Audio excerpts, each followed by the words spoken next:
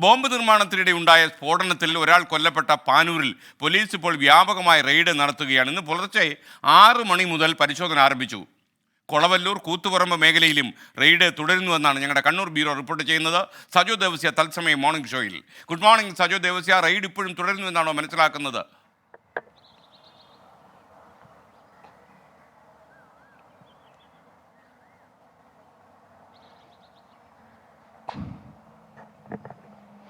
Good morning SKN. Panoor സ്ഫോടനത്തിന്റെ പശ്ചാത്തലത്തിലാണ് മേഖല ഉൾപ്പെടുന്ന പാനൂർ, കൂത്തുപറമ്പ്, കൊളവല്ലൂർ മേഖലയിൽ ബോംബ് സ്ക്വാഡിന്റെ സഹായത്തോടുകൂടി പോലീസ് വ്യാപക പരിശോധനയ്ക്കും റെയ്ഡിനും തുടക്കമിട്ടിരിക്കുന്നത്. കഴിഞ്ഞ ദിവസം കണ്ണൂരിൽ ചേർന്ന പോലീസ് മേധാവിമാരുടെ യോഗത്തിൽ പ്രത്യേകിച്ച് ADGPയും കൃത്യമായ നിർദ്ദേശം നൽകിയിരുന്നു. ഈ സ്ഫോടനത്തിന്റെ പശ്ചാത്തലത്തിൽ തിരഞ്ഞെടുപ്പ് കാലമാണ്. അതുകൊണ്ട് ഈ മേഖലയിലടക്കം പലയിടങ്ങളിൽ നിന്നും ബോംബുകൾ കണ്ടെത്തുന്ന സാഹചര്യം ഉണ്ടായി. സ്ഫോടനം തന്നെ നടന്നു, ഒരാൾ കൊല്ലപ്പെട്ടു, ഗുരുതരമായി പരിക്കേറ്റ ആൾ ചികിത്സയിൽ തുടരുന്നു, മറ്റ് 2 പേർക്ക് കൂടി പരിക്കേറ്റു. അതൊരു രാഷ്ട്രീയ ചർച്ചയും മറ്റുമായി മാറുന്നു. അങ്ങനെ തിരഞ്ഞെടുപ്പ് കാലത്ത് ക്രമസമാധാന നില കൃത്യമായി ഉറപ്പാക്കുക, ഇത്തരം ഇടങ്ങളിൽ ബോംബുകൾ ശേഖരിച്ചു വെച്ചിട്ടുണ്ടെങ്കിൽ അവ കണ്ടെത്തുക എന്നീ നിർദ്ദേശങ്ങളാണുള്ളത്. അതിന്റെ അടിസ്ഥാനത്തിലാണ് വ്യാപക പരിശോധനയിലേക്ക് കടന്നിട്ടുള്ളത്.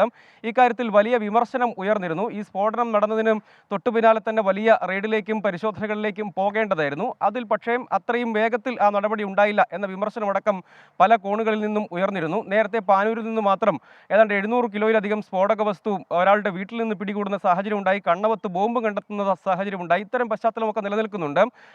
ഈ കഴിഞ്ഞ ദിവസം തന്നെ ഇന്നലെ ഈ സ്ഫോടനം ഉണ്ടായ സ്ഥലത്തിനോട് ചേർന്ന് പോലീസ് റെയ്ഡ് നടത്തിയിരുന്നു. അവിടെ നിന്ന് 7 സ്റ്റീൽ ബോംബുകൾ ഇന്നലെ മാത്രം കണ്ടെടുത്തിരുന്നു. അതായത് നിലവിൽ അറസ്റ്റിലായവർ, ആ കേസിൽ പാനൂർ സ്ഫോടന കേസിൽ ഇതുവരെ 4 പേരാണ് അറസ്റ്റിലായത്.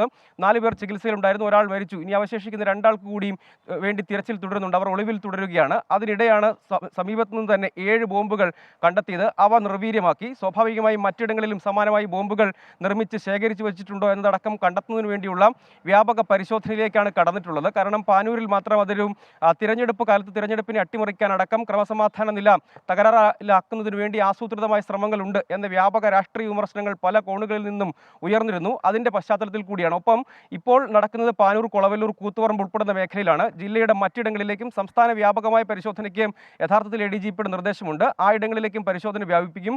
ഒപ്പം സിറ്റി, റൂറൽ കേന്ദ്രങ്ങളിലെ വിവിധ ഇടങ്ങളിൽ സംശയമുള്ള കേന്ദ്രങ്ങളിലെല്ലാം വ്യാപകമായി പരിശോധനയും വീടുകൾ പരിശോധിക്കേണ്ടതുണ്ടെങ്കിൽ അവിടെ റെയ്ഡ് ഉൾപ്പെടെ നടത്താനാണ് തീരുമാനം. പുലർച്ചെ 6:30 ആരംഭിച്ചതാണ് റെയ്ഡ്.